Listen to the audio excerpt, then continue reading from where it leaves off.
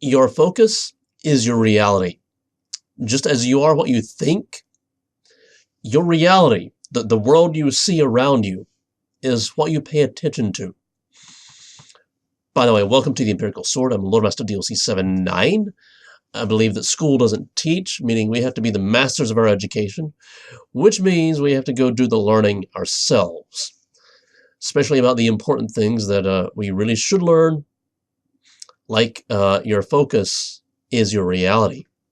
In other words, the world that you perceive around you is literally what you pay attention to, which I've already stated, but it's so important. This is so important. It kind of deserves repeating because it's so simple, yet it's so hard for us to actually process and to live by it. This is another one of those things that it's easy to know, but living by it is difficult.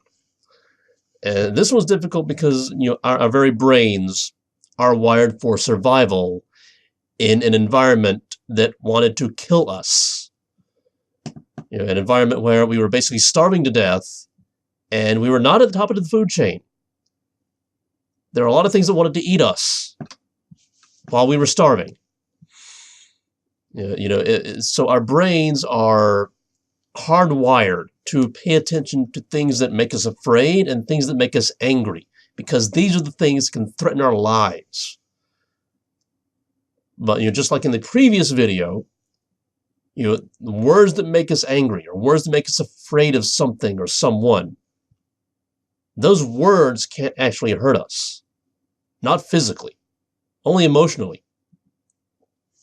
And let's do a little thought experiment. Let's say you're at work or you're at school, which is kind of like work, just very boring work where that's a tangent that I've already covered many times before. But let's say you're at work, at school, or someplace, and somebody calls you a mean name or gives you a dirty look, and you just and you don't say anything about it because you don't think it's important, but you keep thinking about it. And every time you think about it, you just at lunchtime you're thinking about it.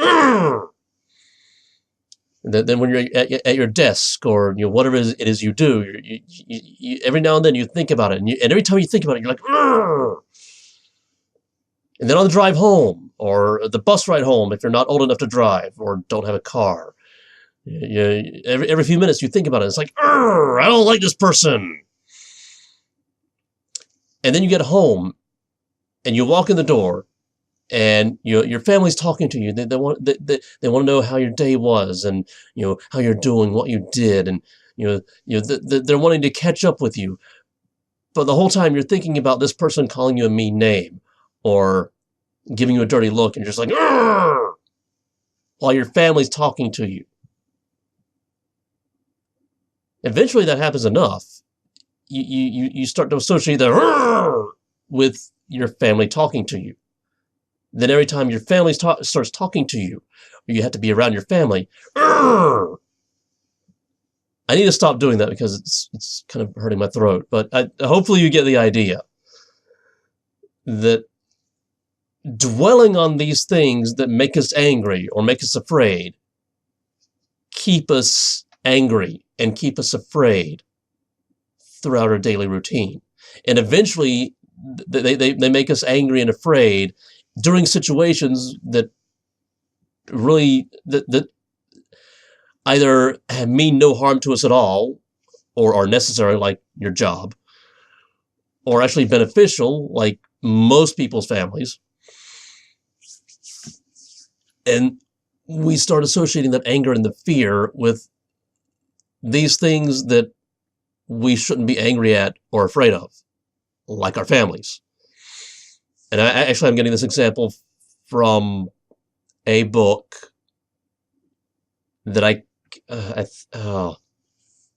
think it was the 7 Habits of Highly Effective People by Stephen R. Covey. I have a link to an audiobook in the Some Light Reading playlist, which is you will be linked to at the end of this video. For those of you who don't watch the entire videos to the end, maybe you should do that. Hint, hint. But that example was kind of modified. I think that was the book. I may be mistaken, but that's still a good book. You should listen, read to it at some point soon. But that's the problem. So what's the solution? Because problems are one thing. The world is full of problems. Nobody cares about problems because there's so many problems in the world. We don't need to learn about the problems any more than is necessary to come up with a solution, because people care about solutions. So what's the solution? And the solution is to change what you're thinking about. Again, you are what you think. And your world is what you focus on. Change your focus. Change the thing that you're focusing on. Change what you're thinking about. So whenever these thoughts of that, in this example, the thoughts of that person giving you a dirty look or whatever, and you're going, "Arr!" Replace that. Not forcibly, but replace that with a thought that makes you feel good. A thought that makes you feel happy. Maybe think about just how good you have it. Do you have access to indoor plumbing? A lot of people on planet Earth do not. They have to do their business wherever they can find it. A convenient location. Sometimes a river. Do you have access to food every single day? A lot of people don't.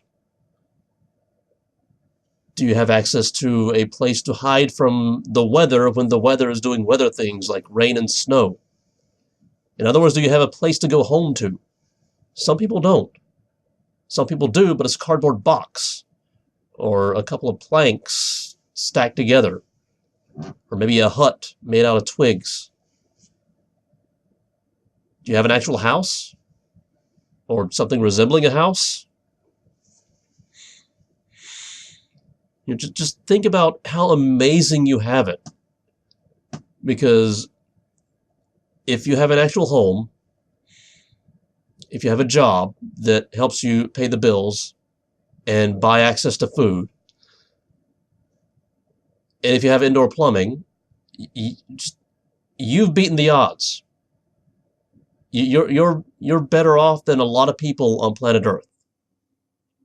So the next time somebody gives you a dirty look or calls you a mean name or says something that makes you just go, "Arr!"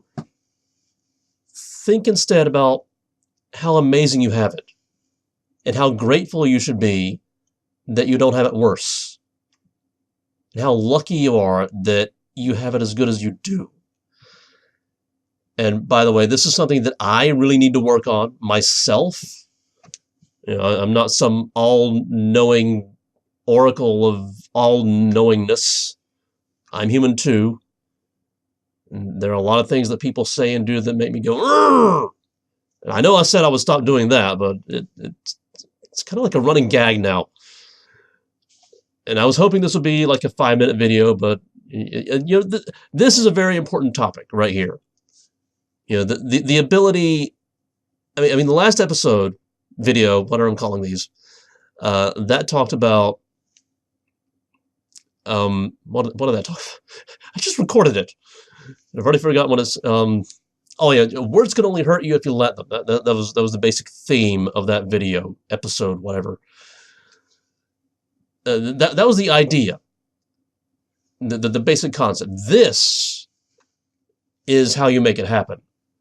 This is how you get into a state where somebody can call you the most insulting, most vile, despicable, most hurtful thing in the world right to your face, and it doesn't even faze you. You don't even flinch. This is how you build up an emotional invulnerability. Imagine the power that you could have if somebody could lay into you verbally with the most hurtful things that you can imagine, and it doesn't hurt you. You're untouchable. Nobody can touch you emotionally unless you let them. And this is how. Imagine the power.